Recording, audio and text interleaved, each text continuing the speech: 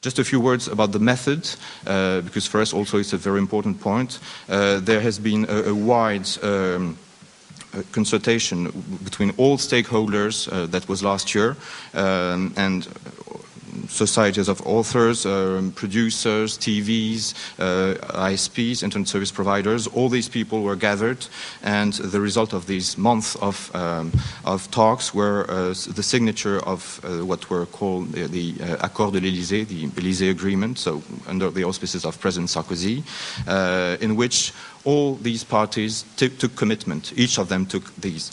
The government took the commitment to implement by the law this graduated response.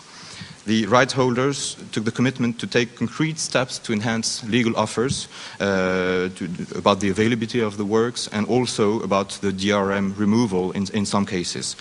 And the ISPs took the commitment to cooperate fully in the implementation of this graduated response. So it was really an effort by all parties that was contained in this agreement.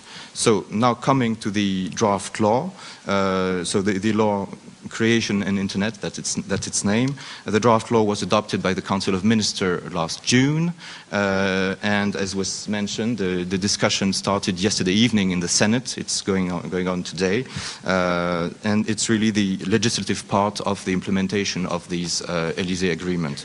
So just to say what it does, first it sets an obligation for the internet service providers to provide this general information on piracy and copyrights to their subscribers. Then the core of the law is to implement this response, graduated response, which is done by a new high authority, an administrative authority, independent, which is created. The name is, it's a very long name, it's known under the HADOPI. Okay, it's an awful name. It means High Authority for the Dissemination of Works and Protection of Rights on the Internet. Okay.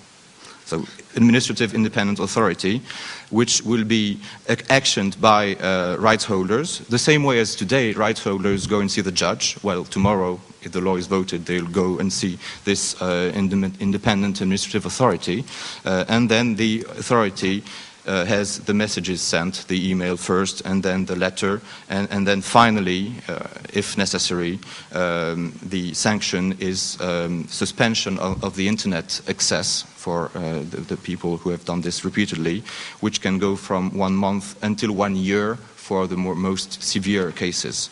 And of course, during that period, there is no possibility for the subscriber to subscribe to another provider, because otherwise it would be too easy to circumvent the sanction.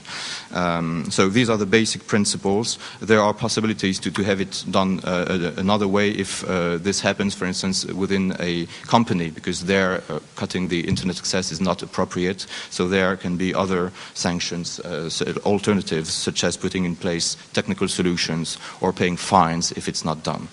And finally, last point, the HADOPI, the authority, is also will be responsible for establishing statistics and a kind of observatory of the evolution of piracy on the one hand and of legal offers on the other hand, because again, these go together. So this is basically what the law does. I'd like to say just a very few words about the European Parliament discussions. I said a few words about the Council discussions, where really there is a clear unanimity of member states, not on the French approach, which I just described, but on the fact that some action is needed to tackle the problem. On the European Parliament, I have often heard that, the European Parliament is against the French approach, and I think I have even read it in some Italian newspapers, so apparently it spreads over Europe. I'd just like to set things clear about this. The European Parliament has been working on what is called the renewal of the telecom package, so that's a number of directives on telecommunications, and so primarily this doesn't deal at all with content. It's really about networks. But some discussions have been made there, and the Parliament, when it voted in first reading last month, so its first reading vote on this package, introduced a few things about content and about piracy. Several things go in the right direction, which are to have this general information messages being provided by ISPs, which are cooperation between all the parties. So this is really the same approach. And there is one amendment which was introduced by a French member of parliament, which in fact, it's called Bono Amendment, after his name, which in fact recalls an article of the Charter of the Fundamental Rights of the EU about the principles of rights, fundamental rights and freedoms.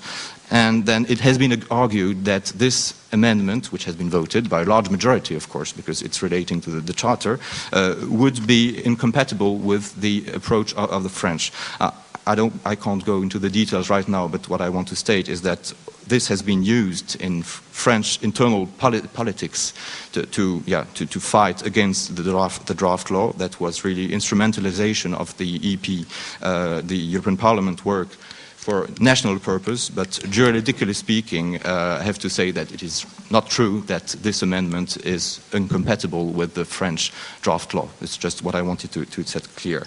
And of course now the discussions are going on in the Council. This is only the first reading in the Parliament, so things are going on. So let me just conclude in a few words. On this French approach, I would like also to make clear that the French idea is not to impose this approach, the graduated response to all member states of the EU.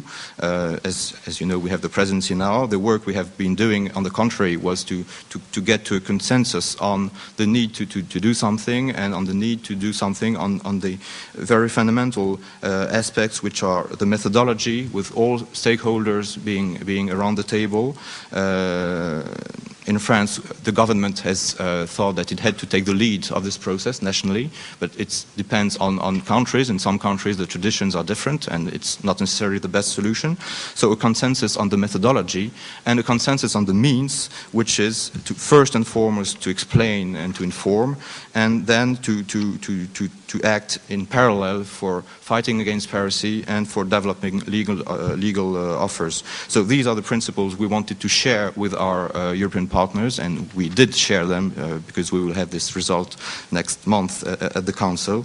And then if we can exchange good practices or exchange our ideas on how to cope with this, that's even better. But we don't say, or we don't claim that we have the unique or the best solution.